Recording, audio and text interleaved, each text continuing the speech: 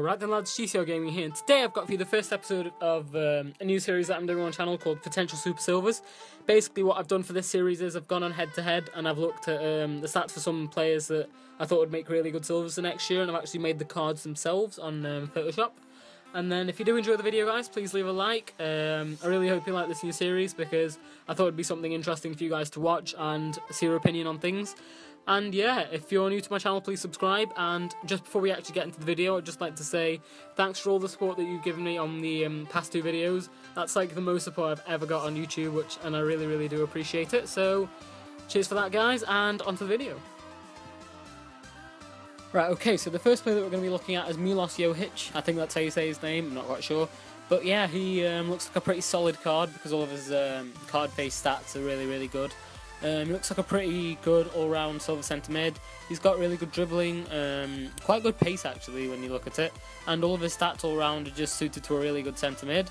I think he'd be really good in Bundesliga silver teams, and with stats like those he could just fit into, I'd put him in some gold teams if I could, with FIFA 15. So yeah, he looks like a pretty decent card. On to the next player then, we've got the hyped up silver himself, we've got Dudu. I think that's a short name, like, you know how Hulk's real name isn't actually Hulk. Yeah, so he's got 5-star skills. He looks like a pretty decent silver for next year. I think there are other silver new 5-star skills like Dentinho. I think he plays for Shakhtar. But yeah, this guy should be a pretty good centre forward. He's got really good dribbling and his pace is pretty good, except his shot might be, you know, like one of those silvers that on his card he says that he has low shooting, but actually they perform really well in game. So I'm really looking forward to use this guy. He's got 5-star skills, which again is a bonus. And yeah, he should be pretty expensive at the start of the game, I think. And yeah, I'll be interested to see what his price will be. The next super silver we've got then is Luis Muriel. He was a gold this year. I think he was rated 80. And he's taken a pretty big downgrade actually. -6 downgrade from 80 to 74. But at least it's good for us FIFA players because on Ultimate Team he'll be really good by his card face stats.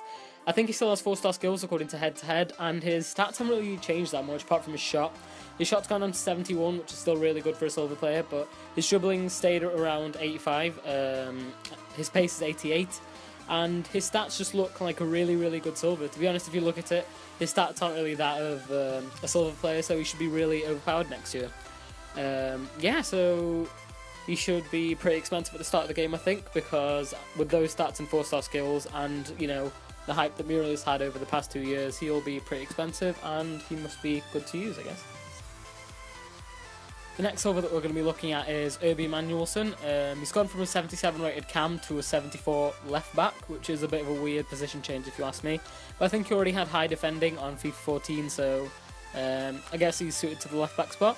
His stats haven't really changed that much apart from his shot and his passing going down, but his pace is still 85, his dribbling is still 80, and he looks like a really good solid Serie A left back for next year. If, you know, if the only Serie A left back again is just constant or something, he'll be an alternative to him, and he'll be pretty expensive at the start of the game, I think, because of, depends on how many Serie A centre backs there are really next year, not centre backs, left backs.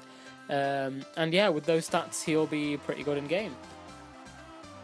Right, so the last player in this video is going to be Zakaria Labyad. I think that's how you say his name. He's currently on loan at Vitesse from Sporting, and he looks like one of the most overpowered silvers for next year just from his card face stats. He's got 4-star skills and 5-star weak foot, which is really good for a silver attacking mid. And his stats are really look really overpowered. He's got 82 pace, and he's got 81 dribbling and 74 shot, which is the stats of a gold card if you ask me, to be honest.